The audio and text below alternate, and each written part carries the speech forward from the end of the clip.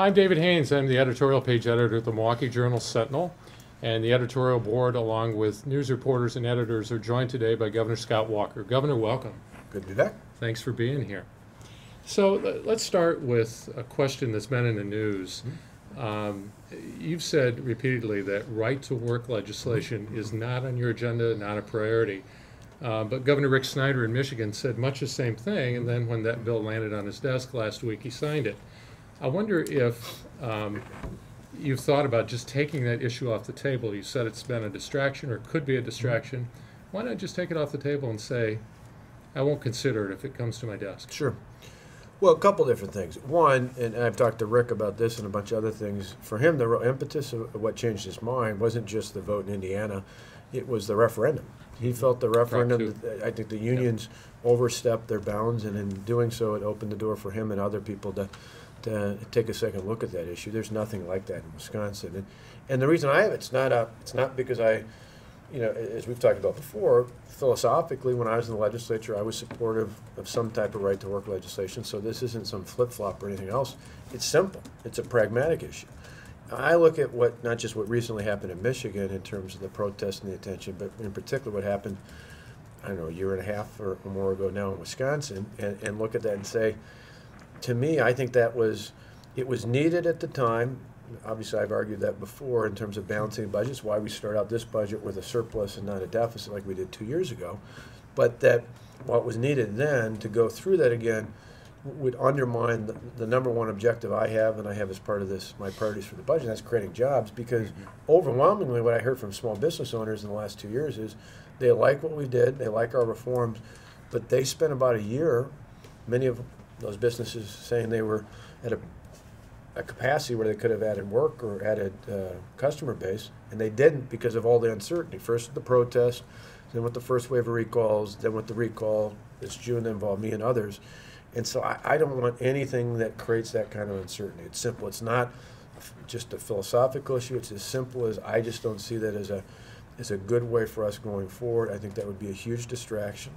And it's one where, the other thing I should just say, because I think it's important for private sector unions to know, is by and large, they've been an ally. They've been someone that's been key to economic development. You look at things like, which I'm sure we'll talk about, the mining legislation, operating engineers and a bunch of other skilled trade unions are right there with me. They're supporting me. They've got signs up. They help lobby. They'll help lobby this time. So, have you communicated your feelings directly to the leadership in the Assembly and the Senate? Yeah, no, we've conveyed this over and over. And it's part of a larger context. I mean, the right-to-work one that they passed is probably the clearest where I've been the most aggressive in saying, we're not going to bring this up. This is not an issue we need to talk about. This would be a huge distraction. But there are other issues. I've been asked of late, you guys and others have asked about, things like if immigration issues came up, even the GAB stuff, some other stuff. I said that to me, those are all issues that whether I or others agree or disagree, I just think having those kind of battles, particularly early on, when I've laid out 5 clear priorities, create jobs, develop the workforce, transform education, continue to reform government, and invest in our infrastructure, those are the things I want to hone in on. A lot of these other issues, it doesn't mean we'll never make a tough decision, don't get me wrong, but to me, issues that create high-profile distractions from those issues are just things that I'm going to actively push, not only publicly, but in meetings with the legislative leaders, just not to act on. And I think I've got enough, that I can take things for granted, but I think I have enough political credibility with the members of each of those Republican caucuses. So you're not backing off in the hopes that somebody else will push the legislation? No, this is not a wink and a nod saying I'm not going to push it, but go ahead. No, and that's why I spent a little bit more time explaining my practical reason for that, to show you that it's not just a convenient political statement. Right. It is literally, I firmly believe this, that businesses were fragile over the last year and a half. They understood what we did. They thought it made sense what we did. They I hear it all the time, appreciate the tough decisions you made, appreciate the fact that unlike Washington and other states, you've got a surplus and not a deficit, appreciate all that you did. But I also know some people along the way have said that they were reluctant to stick out their neck and take risks to expand their business while all this uncertainty was going on. The last thing I want to do from a very practical standpoint is create anything more that would prolong that kind of uncertainty. I'd love for things to be calm, Again, I'm not naive to say there won't be any political discussion or debate. There should be. I mean, we wouldn't live in a democracy if there wasn't a republic. But I just think there's a certain amount of value that comes from a more normal process, ease tensions, occasional flare up on an issue here, but not prolonged kind of intensity that I think would be detrimental going forward to small businesses and startups and other companies in this state. Okay, Jason or Patrick, and please introduce yourself before you ask your first question. Sure, this is For them, Jason less for me. Stein from the Milwaukee Journal Sentinel. Nice to meet you. Can you say right now then that we won't see legislation on public or private unions, either one, in this next session? Well, I think anything that goes down that path, even beyond just the right to work concept, opens the door for that kind of debate. So, even in terms of tweaking, collective bargaining, anything else like that, I just think all those things open the door for that kind of debate, for that kind of intensity. I guess I haven't thought through every possible option, but I just think in concept, yeah. That's anything that opens the door to in any way trying to rehash any of those old debates where you get that kind of attention, that kind of passion, that kind of attention. I just think, not only for businesses, but for the public in general. I think there's a sense, since June, things have calmed down. I think people appreciate that. I think they like that. I think that's part of the reason why you see, not only I see anecdotally going on in the state, but I think a number of polls that people have talked about since then, that there's a heightened belief that things are heading in the right direction. It's not universal, but it's higher than it has been for some time. And I think that's because people say, okay, we got through all this, we're moving forward, we're moving on. And I think, by and large, what I heard from folks, even after my election, is, keep on that pace. Let's not go back, and we understand why you did it. And even if we didn't agree with everything that you did, we generally, at least the majority, generally like what's going on. But, let's try and not have as big of an outburst of attention and focus on the Capitol as we have in the past. Well, Governor, Patrick Marlin from the Madison Bureau as well. What about long term? If you serve a second term and you see Michigan right to work is going in a direction you like, in Indiana, yep. What do you think about tackling right to work in Wisconsin at that point? If we ever had a discussion like that in the future, it was something that we'd have, going into the election. So it's not something. If that's an issue, I think, at some point in the future, and I went through 2 elections for governor in the last 2 years, so I'm not even at a point yet where I'm committed to say whether I'd run for a re-election again or not. I've won twice.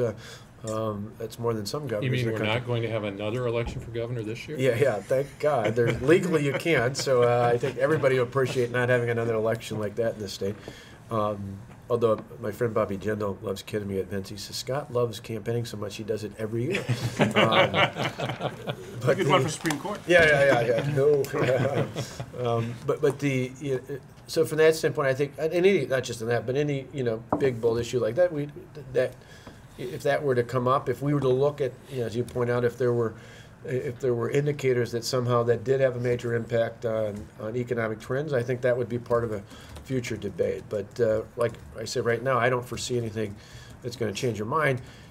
Schneider mentioned not only the referendum, but the Indiana as an issue. Well, that's because he's a border state. Our case, Illinois and Minnesota are our neighbors. That's where, if there is out-of-state competition, that's where it's at. I would qualify, as much as it's interesting to talk about and to report on, our focus is overwhelmingly organic. It's on growing jobs within the state. It's on new startups. It's helping small businesses. It's fun to occasionally talk about having an employer move up from Illinois or maybe in the future from Minnesota. And I think there are good, compelling reasons for those that are, at least if you're a mid-sized company looking to expand. I talked to one the other day that was in northeastern Illinois. They were looking to grow their current site. We made a compelling case for them to come to Pleasant Prairie and in the Kenosha, both Kenosha and Racine counties as options. Those are good cases, but those are still, maybe at best a quarter of all your new job prospects, if that. So most of ours are going to come organically. But if there is any comparison, it's really between Illinois and Minnesota, because that's realistically where most employers are at, that we'd be competing for. And so even what's happening necessarily in Michigan and Indiana isn't as dramatic. Now, obviously, we boarded the UP, but that's not where our competition is. We're not drawing a whole lot of jobs out of Ishpeming in the Green Bay or Menominee into Marinette. They're already kind of on that border anyway. James Causey, Governor, residency has been talked a lot here, and a lot of people are worried that if that goes through, a lot of city jobs people could move out to the burbs. What are your feelings on residency? Yeah, I mean, again, I don't know that that's going to be something in the budget. I don't know if it's even going to be a bill that comes up, although there's a lot of talk and a lot of people and groups that are interested in it. I will land the table as I have before that I generally don't like residency. I think that if there are work requirements, having something that's tied to an actual responsibility of the job makes sense. So if you're a firefighter, a police officer, public works official, and you say, I want you to be within a 20-minute drive of wherever you're stationed because I need you to have access there, that makes sense. But from that standpoint, I mean, you look in Milwaukee, if somebody is stationed or lives in Brown Deer, or excuse me, is stationed on the north side, but not in Brown Deer, but lives in the south side or vice versa, lives in the south side and works in the north side, they'd be closer living in Brown Deer to where they might be stationed or stationed on the north side than if they actually lived in the city of Milwaukee on the south side. So those proximity issues are not, I don't think, aren't directly related. Now, I get why some have, and in the past, some of the argument has been, particularly with the school board, because I actually pushed this last year specific to teachers, because I think there's a recruitment problem for quality teachers in MPS in particular, and I think it's not exclusively, but I think part of it's residency. That is an issue, and so that's why even when I was in the legislature, I authored legislation to remove that requirement. In the past, MPS argued that that's a bargaining issue, but after June 30th, it's not going to be a bargaining issue anymore. And so that removes that just as a fundamental argument. Now, I get why some would say, and I don't completely write off the argument, some would say, well, if we're paying people, they should be required to live in the city. My hope would be, whether it's Milwaukee or any other city, that there's more compelling reasons to live in the city than just you have to if you want to work here. Mayor Barrett has made a rather passionate argument on the basis of home rule, but also on the basis of just sheer pragmatism. He says that he believes that if you drop the residency requirement for all city workers, including police and fire, that you would essentially gut the middle class in the city. Is that a realistic argument? I don't necessarily buy that. I don't completely write it off, because I think you got to be mindful of city leaders and others. But the reason I don't buy that, and I didn't buy it in the past when it was brought up about MPS and teachers, is you can't just walk away from your house. If someone, my guess is that you're going to have waves of people depending on where they are in life, where they are with children, and the bigger, more important issue, I think, in terms of a vibrant middle class in Milwaukee, is the quality of options for schools. Mm-hmm. It's fundamentally why, in the last budget, I expanded school choice to include the middle class, because the biggest single indicator, I believe, that motivates any public employee in the city of Milwaukee that want to consider moving out is they don't find the school in their neighborhood to be acceptable. And so if we gave them one more option, many of whom already, including many of our MPS teachers, statistically has been shown, send their kids to private schools. For those who are at a point where whatever their salaries they can't afford to, if we gave them more options, not just for choice, but eventually if we gave them more ways to have better options within MPS, I think that more than whether there's a residency requirement or not would keep people in the city. The biggest group I've heard throughout almost the last 15 years of discussing this issue is the last 2 years as governor, as county executive, and as a legislator before, was from people who have school-age kids who wanted the ability to get out of residency so they could move somewhere else to send their kid to school. If we give them an option to stay in Milwaukee and have an acceptable school, be it a choice, a charter, or some other better public school option, I think that's a much bigger factor. Because, like I said, they still have to sell their home. If they're going to move away, they're not going to, if they have a $150,000 investment, and where most of our city workers are at is not too far from where I live in Wauwatosa, the near west side, that little buffer around Mount Mary, the northwest side and the far southwest side, that's where most of our employees are right now, or not ours, but the cities are. To me, those are all those are actually neighborhoods that are as much or more than a lot of the suburban communities are in terms of home value. They still got to sell the home. Somebody with the capacity, with an income able to handle that's got to go in. So it's not like suddenly everybody can move out. On another Milwaukee issue, you're, as county executive, you were Ernie Franzen, with the Associated Editorial Page editor, by the way. Hey, Ernie. Hi, how you doing? Good to meet you. You're familiar, as former county exec, with the problems of the mental health complex. Yeah. Joe Sanfilippo, who's joined the legislature, has suggested the state take over that operation. What do you think of that? What would you be supportive of that, or? It's worth looking at. I don't know if that's necessarily the solution either. I mean, one of the things I remember talking to Barbara Beckert and others in the disability rights community in the past was about, I think in many ways a preferable option, is to move towards a more community-based care, more options within the community. That's what she's advocated for, others have advocated for. I think part of Supervisor, now Representative-elect Sanfilippo's frustration is that there hasn't been enough movement, and this is kind of a saying, if you're not going to, at least the state should take it over. But to me, if the right approach, and at least from what I recall looking at this pad, I agree with Barbara and others, if the right approach is more community-based treatment as opposed to institutionalized care at the mental health complex, whether the state or the county runs it doesn't necessarily change that premise. It's a good leverage point. It's something to consider, but I think in the end it would be preferable to find a route that goes more down that path. As we've talked about years ago when I was county executive, doing that would also be good because that's just an old and busted facility. And it's been old and busted since long before I was ever in elected office. And obviously, remember years ago I tried to work out what I thought was a reasonable deal to move to a different facility. The county board didn't want to do that. But I think a community-based option in the end, or at least options, would be better. Okay. But it is a serious problem. Yeah. I mean, it was a serious problem when I was at the county. We're trying to fix it, and it's not just about dollars and cents. It's about the way it's set up. It's about the way the care is provided. And it's incredibly challenging because you have folks that, other folks even within the county who have a payer source, or chances are at some other institution. And so it's an incredibly challenging population for the county to deal with. Just to follow up on residency for a minute, did I hear you say that you are considering putting that in the budget?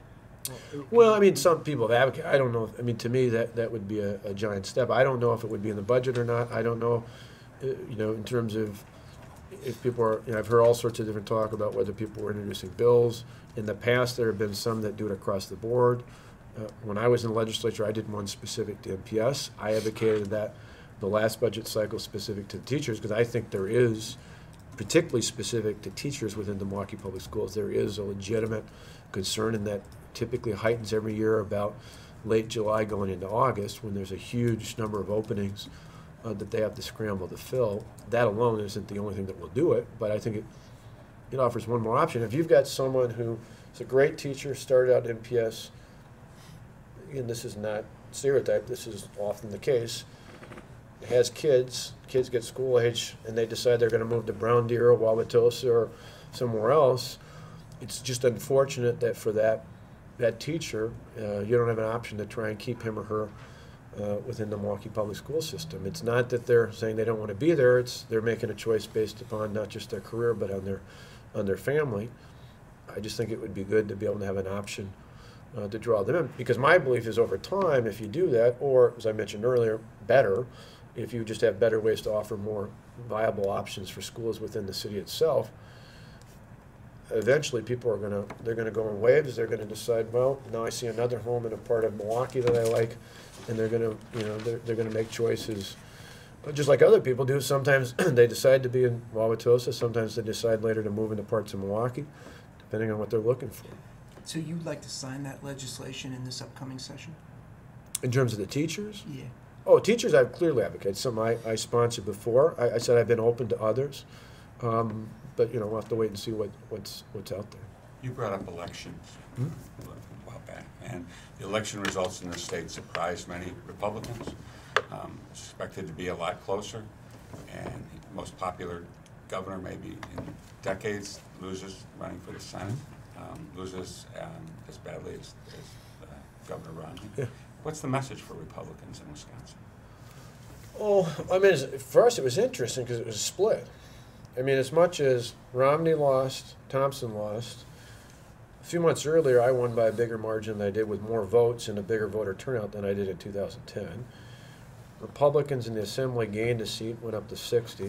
And Republicans in the Senate that had temporarily lost the majority in the recall election picked up 2 seats and now have a controlling majority in both. Along with it, even federal races, 2 House freshmen who both were targeted early in 2010 as right pickoffs for the Democrats, both won with about 55% of the vote. But if you total the total vote across the country, Yeah, sure. there was more votes in the House for Democrats than for Republicans. Sure. Well, actually our state, as I've said before, is very indicative of the rest of the country, where in terms of not only that it's split, but how it's split. If you look in some of the question is it redistricting? I said no, it's more basic than that. 5-3, Romney won 5 of the congressional districts. Obama won 3. Why, on a Republican-Democrat breakdown, it's why statewide elections are different than even congressional or legislative is there are more regions in the state that tend to be not huge majorities, but tend to lean more Republican than Democrat. So what does it mean to Republicans, though? Well, there forward? are big pockets in Milwaukee and in Madison that are overwhelmingly, disproportionately vote Democrat. What I think it means for someone like me, and it's true elsewhere, is that we have to show as Republicans that we've got a message that resonates with where people are at. We've got to show, because I think the biggest single reason why Mitt Romney did not win was even though people thought he was better on the economy, they thought he was better on all these other polls, the one sticking point that I think was the key to the election was they didn't feel like, of the 2 candidates, they thought Barack Obama was better than Mitt Romney in looking out for people like them. And I think what that really showed was Romney's campaign's failed premise was they wanted the question to be, are you better off today than you were 4 years ago? Because they felt people weren't, and if they answered honestly, the answer would be no, and therefore the conclusion would be we need to elect someone new. I argued even the day after my recall election that was while that could be part of the equation, that was missing the boat with where voters are at, having just run yet another election. My belief is you can't just be a referendum on your opponent. You can be a contrast, but that you've got to offer something to the voters more. You've got to offer a vision and a hope and an inspiration. I think that's what we did in our recall election. We didn't just say, here's the difference between me and Tom Barrett. Here's what we took we took our record, we ran it, we were proud of it, and then we projected forward and say, and this is where we're going. This is how we're not where we want to be on jobs yet, but this is how we're going to get there. We're not where we're at in the budget yet, but this is how we're going to get there. I don't think Romney effectively offered that. And so the president's campaign, I think, was very effective in changing that question around to say, well, yeah, many of you may not be better than you were 4 years ago, but we're getting better. And oh, by the way, my opponent is a rich guy who only cares about rich guys. I'm the guy who's looking out for you. I'm the guy who's going to care for you. As Republicans, I think the message we have to have is not that we fundamentally change and remake and flip-flop all over ourselves, but rather is to say we've got a good core set of principles. We just don't do a good job of articulating that, and more importantly, we don't go out of our way to reach to every voter out there. So I get passionate about this, but I'd say if you're a young voter, which some have said the Republicans were out of whack with, I'd say, you know what, if you're somebody just coming out of college and you're looking to take on a career and you're excited about the future, and it's not just about making a salary, it's about having a career you like and a life that you like and setting out, we've got a message of opportunity for you that opens the door to more freedom and more prosperity. If you're a working family barely getting by and you've got dreams of someday moving out of that duplex into a home of your own and seeing your kids get the education you want to move on and have a career of their own, and you want to move up in the world, we're the party of opportunity that's going to offer you a hand up and not a handout and help you down that path to live your dream and to have more freedom and more prosperity. And if you're an immigrant, whether you're a recent immigrant from Mexico or you're an immigrant from anywhere around the world, you're coming here because you want to live the American dream. You want to live your piece of the dream, and more importantly, you want your children, your grandchildren to have an even better life than you ever had. We're the party of opportunity that's going to help you live the American dream. We're going to help you by giving you more freedom and more prosperity to control your own destiny. I don't think we share that message, at least our standard bearer did. And I think more importantly, even for the times when you might have got close to that, I don't think for those groups I just mentioned that not only immigrants but ethnic minorities and others, that we had a candidate or other candidates who voters like that felt was actually interested in who they were and what was important to them. And we've got to do a better job of reaching out, finding new ways to communicate, and going to places we don't typically go to communicate that message. Because I think it's a powerful message. I just think, part of it is to be believable. You've got to not just say it once in a campaign, but say it over and over and over again, and show some details to follow it up. Back to the Couple days details. after, can I follow up on Oh, yeah, that? sure. A couple days after the election, I was speaking with someone very high up in the Romney campaign, and talking about the loss, Yeah. and somewhat agreeing with what you're saying. And his point was that the election was lost because the Republicans were arguing over issues that the country was past. We've decided these issues, Yeah. and trying to turn back and go fight battles that the country sort of said, we're past that, that we made a decision. Would you agree with some of that? Yeah, and I would add to that. I mentioned this as well in another forum I was asked about, that even something as simple as I think a late primary was bad for Romney. And all these not only late primaries, but all these it was like every week there was another debate. The reason I say it was bad is because the Republican presidential candidates largely agreed on a lot of the economic and fiscal issues, they'd start to devolve into these debates over these social and other micro issues, which it's not that I'm saying you got to walk away from every social issue you ever have. I don't say that at all.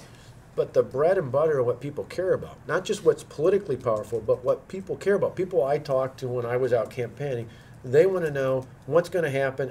My son, my daughter, my neighbor, my friend, my husband, my wife, they're out of work or they're underemployed. What are you going to do to fix it? How are things going to get better? They're looking at their kids or their grandkids thinking, my God, you look at the size of this deficit, it scares the crap out of me, thinking someday my kid's going to inherit that and there's going to be no way they can pay that off. Those are the things people were caring about. They weren't caring about immigration policy or gay marriage or any of those other things. And yet, because of the way that those debates were set up, those were the only places that the organizations and moderators of this debate could find any true division between each of their respective candidates. And so I think one of the things I hope granted 4 years from now it's going to be wide open, so both parties will have an open primary season. But I hope that at least my party does a better job of saying we should have debates early on, but we should rein it in. And by golly, maybe we should have topical debates that try and ask questions focused to where we think most voters really care about things, and not let moderators go off on side issues that aren't concerning the majority of voters. Because I think, again, we talked about some other issues, but Mitt Romney got defined early in a caricature that I would argue I don't think was fair, but it stuck. And in part that was because he was busy fighting these primary battles and all these debates, instead of saying, I've got a plan, I care about the American people, I can get people back to work again. Those are the things that we should be honed in on, and I think that process tends to take people out on either end instead of where are most people at, what are the issues they care about. Do you think the same thing happened to Tommy? I mean, he got defined early in his primary as well. Yeah, but the difference there, I think you're right. The difference there was a little bit in the primary, but more so just because he had no money to define himself. And I think one of the strategic mistakes the campaign there made was they felt that everybody knew Tommy. There was a general like for primary. That was true in the primary. But, when I talk to younger voters, I mean, most voters know who he is, but they don't have any recollection of why people liked him. Right. And so he never, in both cases, my argument was, because he really did something similar, Are You Better Off 4 Years, he just said, hey, Tammy Baldwin, she's liberal, she's way out there. Well, but nobody knew why is Tommy Thompson any good. Unless you're a long-time Tommy lover from the past as a voter, most voters who hadn't voted for him in 14 years or weren't even old enough to vote for him 14 years ago knew him, so his name was familiar, but they didn't have a compelling reason to be for him. I always say contrasts are good. I don't, I'm not a Puritan, say you should never have a contrast with your opponent. You should, and I've done that before. But you got it. People want to vote for something. They want to be inspired, and it's not just for a name and not just for familiarity. They want a feeling. They want to know. They want to feel that something's good is going to happen on my vote. And I think in both cases, that case just wasn't made. Are there enough people in the Republican Party to say some of these social issues that you mentioned, they're decided? Let's quit debating them. Let's move on. Let's talk about economic issues. Well, I think actually if you look, and this sounds like a pat in the back as a governor, but I think again, much as I mentioned, in state there were successes for Republicans. You look across the nation, in a time when the president, whose election was supposedly close, won pretty convincingly, 30 states in America now have Republican governors. Why? Because I think those governors have built a level of personal trust in each of those states. They made a compelling case, and overwhelmingly, not exclusively, but overwhelmingly, if you look at the governors, particularly the most compelling part of this argument is if you look at all the swing states out there, not all, but almost every one of them have Republican governors. Illinois, Iowa, Wisconsin, Ohio, Michigan, Pennsylvania, North Carolina now has a new Republican governor for first time in generation. Virginia, Nevada, New Mexico, Florida. I mean, they're all, why? Why would they go Obama, and why would they still have a Republican governor? Well, because those candidates for governor learned to hone in on the economic and fiscal crisis that our respective states faced, and that's what we hunkered down on. And for those of us who have reasonably good opinion polling, which amazes me after I've gone through this, I'm actually in that category, compared to others, are the ones who've stayed focused on that. The ones who've seen their numbers chip away are the ones who've got distracted on wildly different issues. Let me go back to the results of the election in this state. Craig Gilbert, our Washington bureau chief, a week or so ago did an analysis of the numbers after the GOP posted the final results. And what he found was that redistricting did play a role in that result that we talked about, where Democrats actually ended up getting more votes overall, but Republicans did very well, especially in the Assembly and in the congressional race. Do you think that's the case based on your reading of it? And I'm wondering where you're at on this idea of redistricting reform, doing redistricting a different way 10 years from now. Per Craig's question, yes and no, and that's not an evasive answer. I'll tell you why on both. Yes, it had an impact. Yeah, sure it did. Is it marginal? Is it significant? It's hard to tell. The reason I say the no, not necessarily, is, yeah, anytime you draw slightly different lines, if they're a little bit more, ebb and flow, there's going to be some competitive advantage. But if you look at the numbers, particularly if you look at the numbers of why there were more votes cast for Democrats in the legislature than Republicans, it's because the score got run up in Milwaukee and Madison. Now, that's not abnormal. That's always happens. But why I point to that in terms of the next step, in terms of, and I think there's some merit. I don't know, that's certainly not going to be the first thing out of the gate, considering it's a decade from now. So I'm going to stay focused on those 5 priorities. Sure. Eventually, I think having some rational discussion about a better way to do redistricting makes some sense. Isn't now a time to do it, though, because many people in the legislature won't be here 10 years from now, so they have I think in this session, I just to wouldn't do it in the first couple months. Okay. Is there a particular... well, and the reason I tell you this is not necessarily because I think it's always blatantly partisan or anything, because I'm going to go back to answer that part of the question in a second. Sure. It's just because what I found when I worked on redistricting 10 years ago is that it's not just a dispute between Republicans and Democrats. Redistricting is an ugly dispute amongst members of your own party, because everybody's got their little area that they like and they don't want moved around. And the reality is, anytime you have a census, you got to have some movement. It's just, you have to. And so it's not just, did the line become better or worse for a Republican? It's, okay, who gets this stuff and who gets that stuff? And you'd be amazed, I was 10 years ago, at the goofy stuff that people get bent out of shape over. I mean, even down to the point of, do they think some prospective opponent is going to be in or outside of the edge of their district, or just craziness like that. So a better way to do that, I think, makes sense. I don't think, though, that, again, Craig's not wrong. Craig's actually one of your best analysts, and it was good that he went back to all the graduate work he did on it, because he's one of the best in the country, I think, in analyzing good raw data on political elections and polling on this. So he's right in saying it was better, but it was just, again, I'd say marginally. Because if the answer is you want all 132 perfectly balanced districts, you can't do that. Unless, for example, because the higher calling by the courts is community of interest. It's not equally balanced party, it's communities of interest. So if you have in the city of Madison, if you have, and I don't remember how many they have in total, maybe there's 4 or 5 that encompass all parts of Madison, you could make those more competitive by drawing a thin line all on 151 out to Sun Prairie, where it's slightly more Republican, and now suddenly, instead of a really liberal district, it might be a little bit closer to being marginal. But is that really community of interest? Are the people who live around the isthmus really the same as in terms of what their interests are as the folks who live in Sun Prairie? Conversely, in the Milwaukee area, a good example would be, you know, if you look in the city of Milwaukee, if you're in the heart of the city of Milwaukee, could you make that or a suburban district more competitive? Sure. If you went downtown Milwaukee and just went all the way across 94 and do a narrow district along the interstate that went out to the west end of Wauwatosa, now you might have an assembly district that's fairly even Republican-Democrat. But are those the same, are voters in that district going to say, if I elect somebody, who are they for? Are they for downtown Milwaukee? Are they the west side of Milwaukee? Are they Wauwatosa?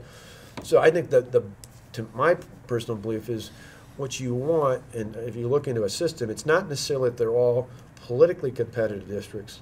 What you want is a fair system to really look at community of interest and say, what you want is 132 people who are there on behalf of the people that they represent and the communities they represent, and try and do that as well aligned as possible. Do you have any particular kind of alternative way of redistricting that?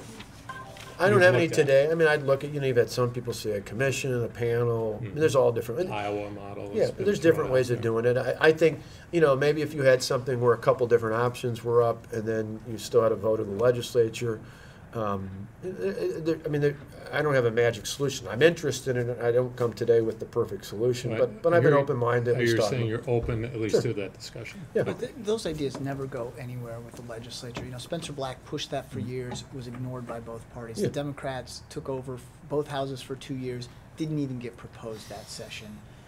Then when the Republicans took over, the Democrats screamed about how we should have a system like that. You didn't say anything about redistricting reform when you signed a bill. Right. And you guys did things substantially different than they've been done in the past. Why, if you're open now to doing something 10 years from now, why didn't you lay that out for lawmakers when they were doing this in a highly secretive manner, when they were doing it off-site at Michael Best? If a different way was better, why didn't you do that during your first session as governor? Because it's not a legislative priority. I'm telling you, and I'm bluntly telling you, it's not something people knock down my door for. And so it's why I didn't bring it up before. It's why I didn't come here today telling you this is part of my top 5 priorities. Am I open to it? Do I think it makes some sense?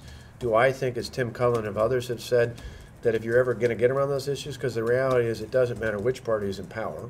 I mean, it's like in sports, you're not going to create a system that on your own that's going to put you in a competitive disadvantage. I mean, it doesn't make any sense. It doesn't matter if you're Democrat or Republican. It's why you need, if you're going to make any changes, you need to look at it many years out where people don't feel directly threatened or concerned about it. And it's why now's a legitimate time to work on it. But again, like I said, it's in terms of my focus, if it come up later in this session, I think this session would be the time if you're going to do it. But it's not something that people are telling me I want you to do. The 5 things I talked about are things people telling me they want me to do. Going to your, And in terms of just per your other point about the process-wise, you know, historically, it doesn't matter who the governor is, governors haven't gotten involved in this in terms of the actual redistricting. Now, in a reform, it makes some sense to advocate for that because that might help the process, but I don't care whether it's, you know, a Democrat or Republican. They're the ones who care about it. They're the ones who get worked up about it, not just on Republican or Democrat lines, but all the way down to there's 132 different views of what the map should be. And so that's part of the reason why we didn't get involved the last session, why previous governors didn't get actively involved, is because the last thing you want to do is get in the middle of a fight that has little or no value to you as a governor, for which you're going to create 132 enemies depending on which particular plan you push. So that's not a, you know, I mean, it's not a cop-out, it's just a reality. You guys see it in the Capitol. Sure. That's where they're at. There are certain things, just like I used to do at the county board, I would say on things like the county board staff and budget, I always told them, I'll set the overall budget, but on stuff related to the county board, I had an agreement with then Chairman Holloway that I was hands-off and he didn't touch the staff in my direct office, and we just let it be so that you weren't picking little fights over things. Your fights were on larger policy issues. What incentive would there be at all for Republican lawmakers to make changes to redistricting? They just had a successful redistricting for them. Why on earth would they want to change it in this session? You know, I mean, if you just look at population trends over time, even 10 years ago when we looked at ultimately what went to the courts, because that's really what it was decided, the courts, if you just follow population trends, I mean, historically Republicans have done better because as you follow those trends, they tend to follow where most of the gains have been in the past, without any gerrymandering, without any lines out there. It's just the way it is.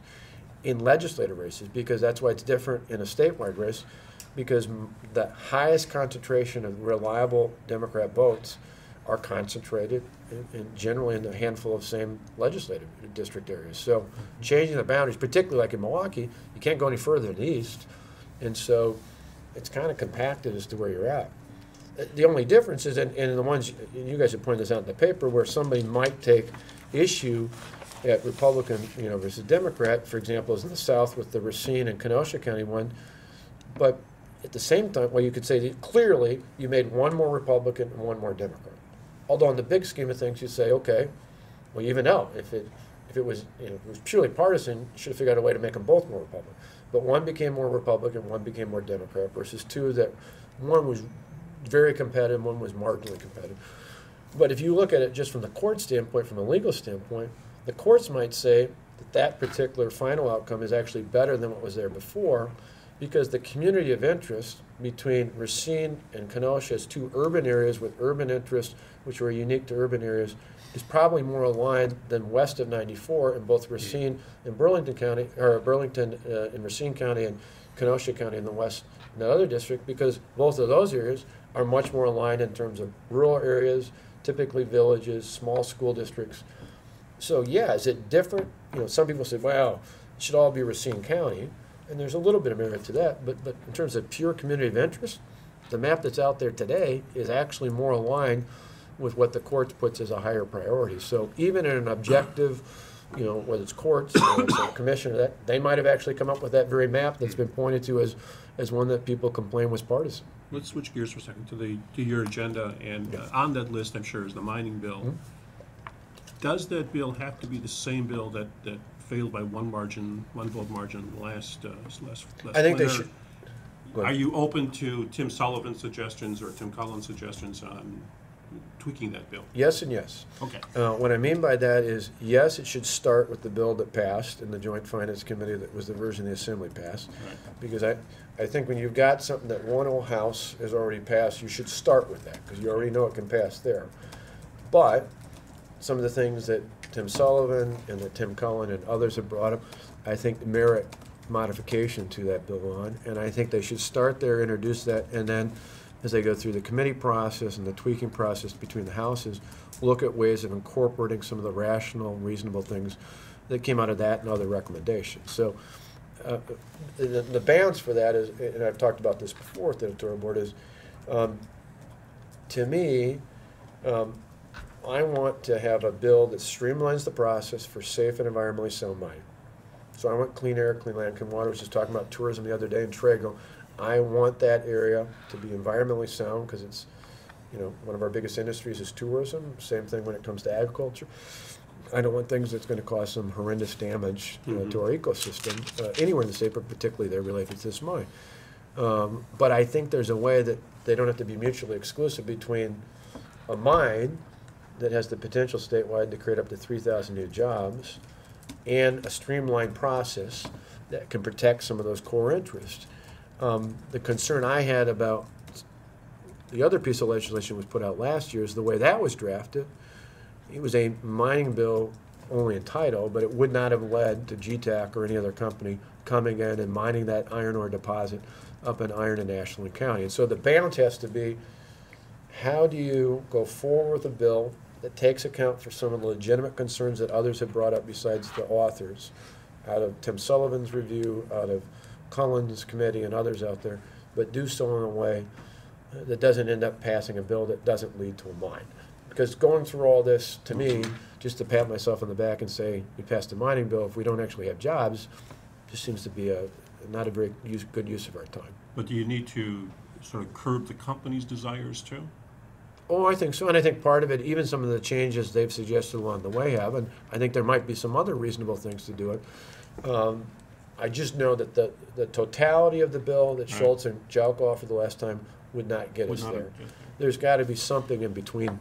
But Sullivan, the head of the Mining Association, said the bill that failed in the end, but was not adequate. Yeah, I think He said that's a couple right. of weeks ago. Now, he's had a couple things along the way. He's also suggested at one point, now he's backed off, that we lift the whole mining moratorium as part of that as well, so it's not just about that deposit and others. My argument has been, let's just do this. We know there's already interest in this. We know we have a company that's willing to put $1.5 billion in. We know there's immediate jobs related to this.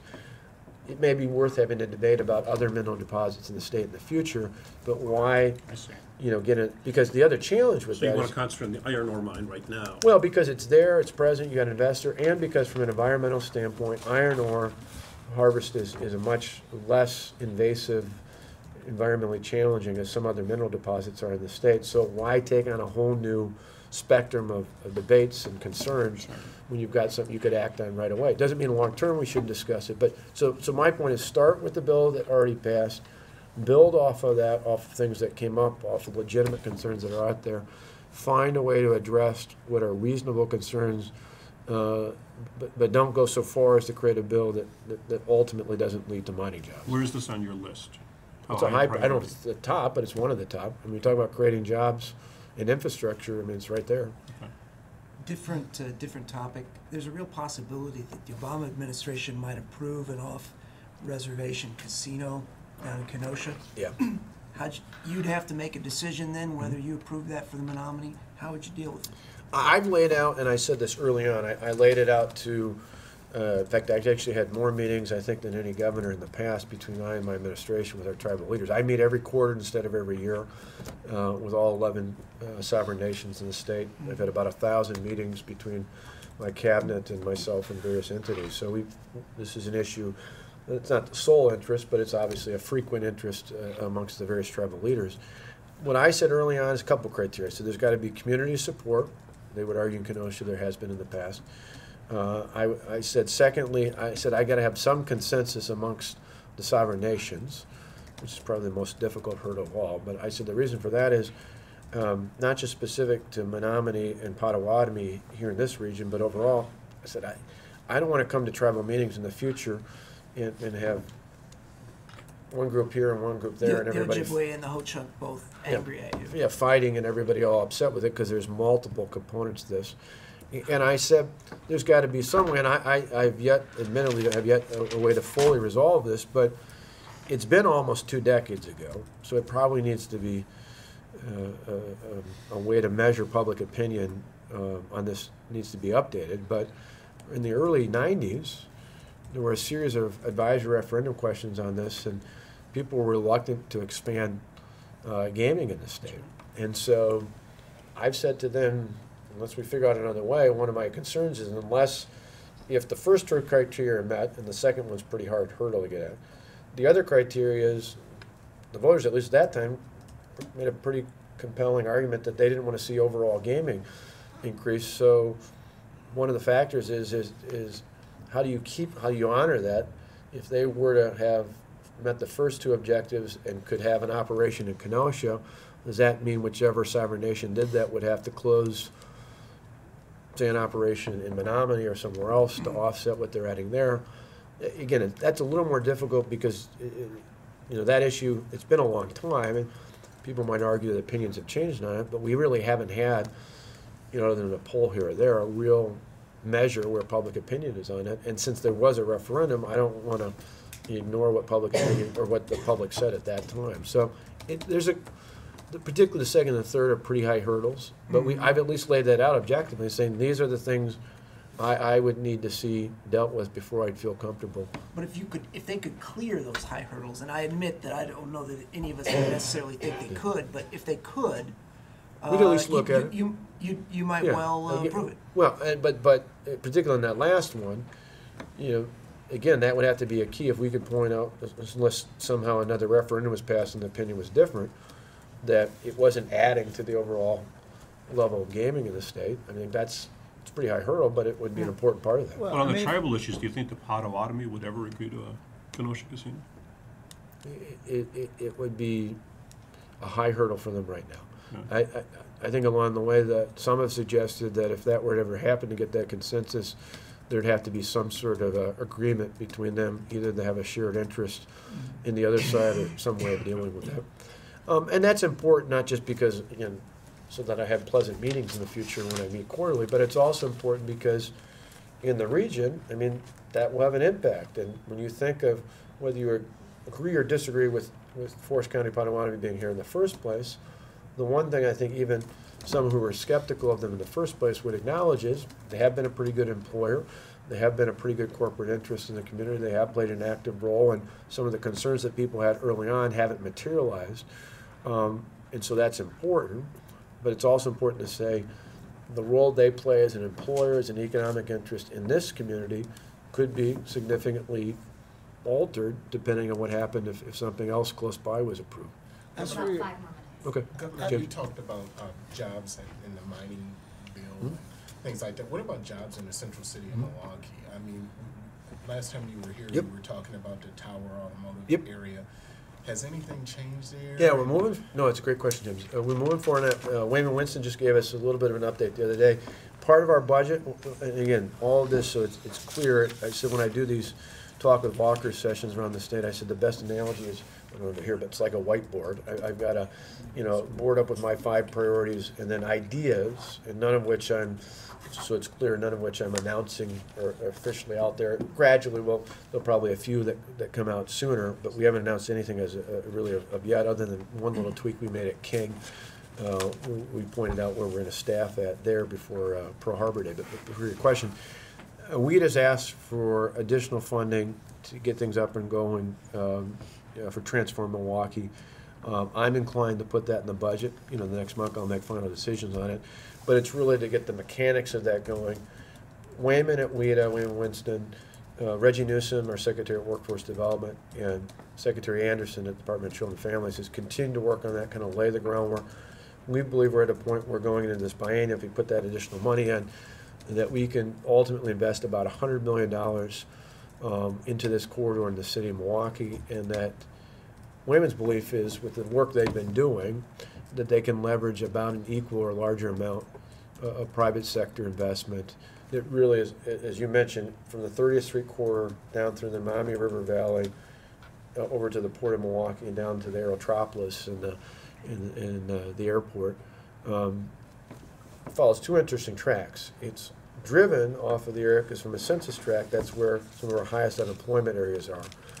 But instead of it being a negative, we're trying to construct it off of something we think is a strength, particularly to a potential industrial market, and that is it's a significant transportation corridor. So the other link in that is working with DOT, not only for upgrades, but for drawing attention to the fact that you've got 2 major U.S. interstates that dissect it. You've got a number of major state highways and county trunk roads. You've got multiple freight rail lines. You've got the Port of Milwaukee, which continues to be a pace setter in the Great Lakes port system. And then you've got an airport, which we've had a few challenges in the last year or so. Over the last decade, it's been one of the fastest growing airports in America, or in the world, actually. And so trying to not just address a problem in terms of unemployment concentration, but also do it in a way that addresses what's a strength that we often overlook, which is that we have a tremendous intermodal transportation backbone right there that we're trying to build off of. And so we're still very much committed to it. A lot of it's been doing the groundwork of the work behind the scenes to be in a position to announce the leverage in those investments that really WEED is driving the force on it. But our hope is we'll put additional money in the budget, and later in this year we'll be able to see some more concrete examples of that investment. Governor, we've got a surplus, first one we've had in a while, and you've been talking about lowering taxes as part of your plan. Why not take that surplus and put it in a rainy day fund? You've been concerned about fiscal issues from the start. Why not deal with them by establishing a rainy day fund that has some real bulk to it?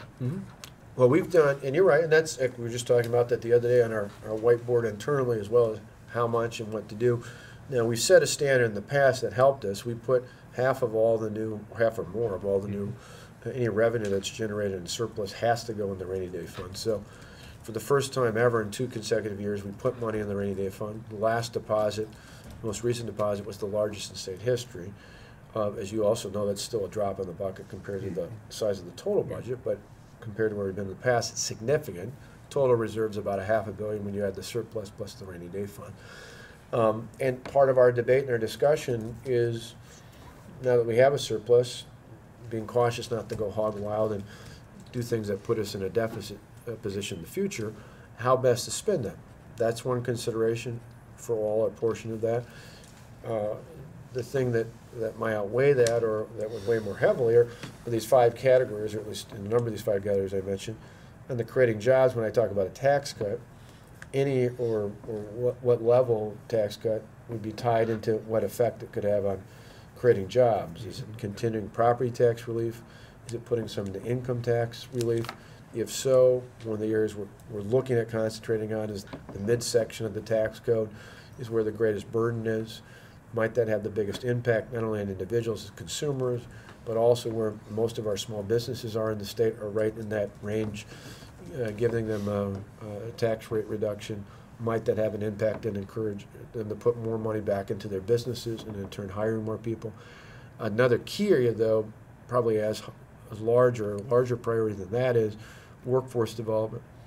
In terms of, and not just dollars and cents. I talked about this the other day at the out at the Waukesha Alliance meeting, where they had about 900 people talking about workforce development, is taking Sullivan's report, the Be Bold 2 components, and taking major pieces of that and saying, let's realign all of our workforce money. Let's put it in one spot. Let's align it, not just to our workforce investment boards, but just trying to align it to our regional economic development efforts. So not just in the WIB area here, but for Milwaukee 7, and align with MATC and WCTC and us. Let's figure out all the things we do for workforce development and try to align in the same spot. The reason I say that, let me give you an anecdote of why it's important. Corporation Northwest Side of Milwaukee does big buckets, supplier for P&H and Caterpillar. When I toured there recently, he's got 2 shifts, about 30 a shift. He says, I could grow, but right now I can't fill all the high-skill welding and machining positions I have. He says, I have enough business potential to add a 3rd shift and maybe to add on to my company and put in place another 25, 30 people. But I'm not going to do that, because if I can't fill the jobs I have open today, I can't risk taking on new business and not being able to fulfill them. Mm-hmm. So that's one of many examples here and across the state. So we try to figure out what can we do. So when we look at that money, say, yes, some specific programs, but in particular, can we look at new investments in our technical colleges, but not just as a formula-driven investment, but rather could we say we'll put more money into our technical colleges across the state, but tie it in specifically to what are the jobs, and not just in manufacturing. We got needs in IT and healthcare, in accounting and finance. We got other areas as well that go beyond just technical college, but could we put new money into our technical college system and have it align with where the greatest needs are? Now, part of this whiteboard debate and discussion with stakeholders is, how do you measure that? How do you define that? You know, is there something set up by region?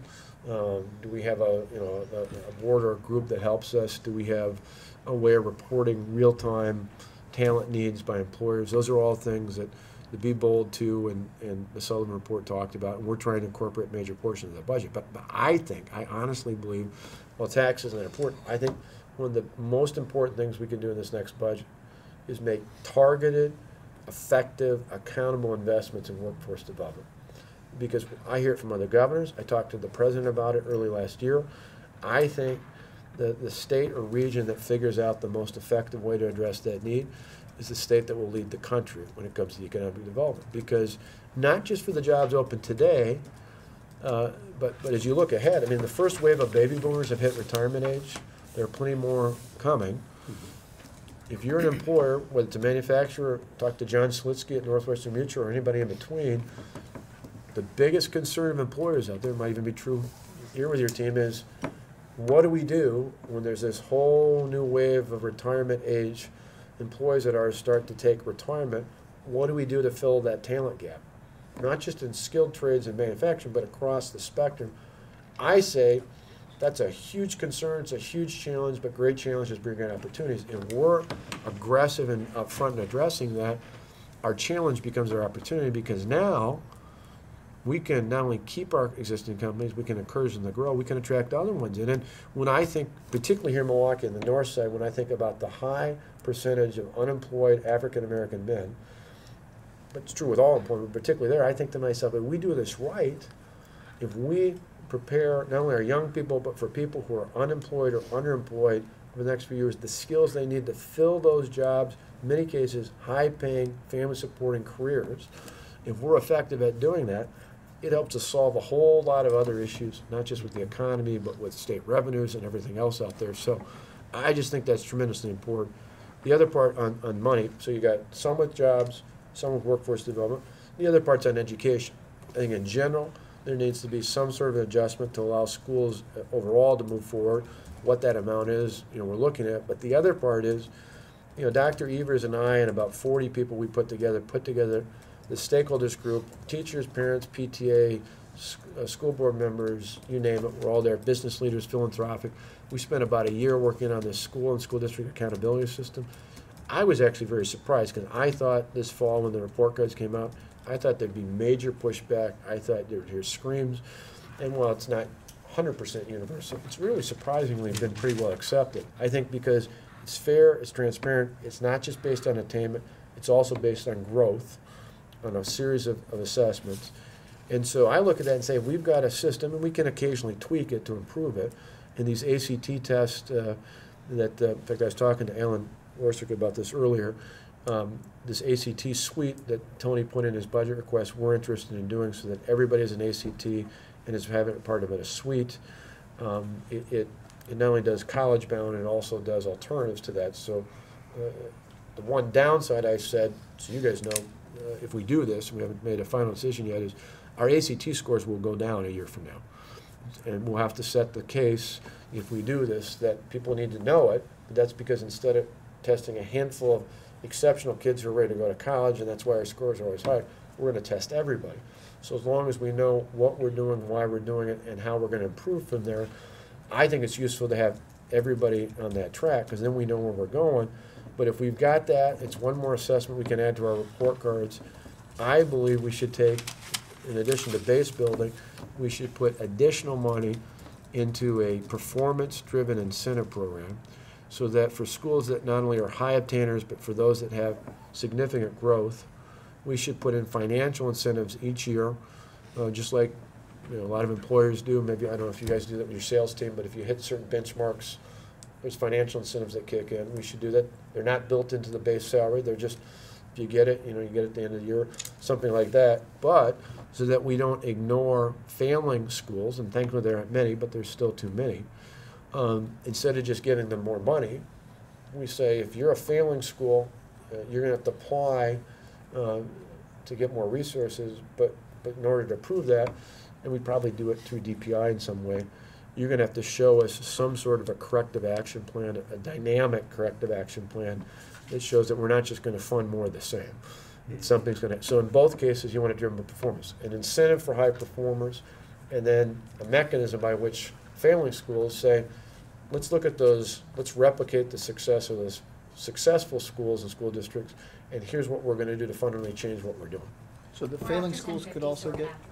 Okay, one more question. Well, the failing schools could also get additional sums like the high-performing schools, as long as they put forward this plan. Is that what you're saying? Yeah, the idea being, because when we looked at, initially I was driven by performance, and then as I was talking to people, and Dr. Evers and a bunch of others, we've got a pretty broad group of stakeholders we've been talking to. We've been talking to, we've invited teachers union and others to meet with us on things. We've been trying to reach out to as many folks in each of these issue areas as possible. I've got my staff all the time, holding stakeholder meetings with groups, not just groups that support us, but groups all across the spectrum.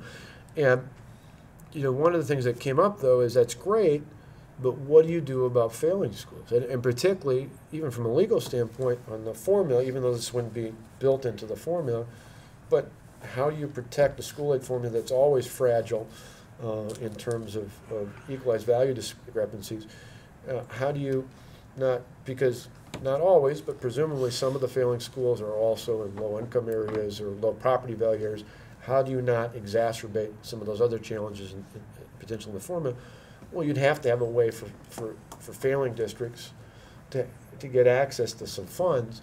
But to me, in the same way we reward excellence, there's got to be some way, and again, we haven't worked out all the details of this, some way to say, if you're going to get any help, though, it can't be, here's a check, you're failing, go pat them on the back and say, go get them and turn around. We've got to have some way to say, what is your fundamental turnaround? What dynamically is going to change, and how do we hold you accountable for it? And maybe it's not just a one-time thing. Maybe it's something we'll set this much money aside, but we'll only release it upon benchmarks of success or turnaround. So that, and the interesting thing is, again, all of it being accountability, because even though some of it will be in low equalized value, lower income areas, we even see here in Milwaukee, just because it's a low income or low equalized value doesn't mean a school is going to fail or succeed. We have many schools in MPS that are exceptional. We have many schools that are just the opposite. And so what distinguishes between the two, and that's where for us, the more objective a system we have, the more comprehensive the review of these schools are, the more we can say this isn't based on assumption, this isn't based on just gut. This is saying, you're the ones that are succeeding, we're going to reward you. Here are the ones that are failing, we're going to have something happen to turn that around. And even breaking it down to schools, not just school districts, I think is incredibly important. Governor, thanks for being with us. Thank you, Dan. Good to see you. Good to see you too.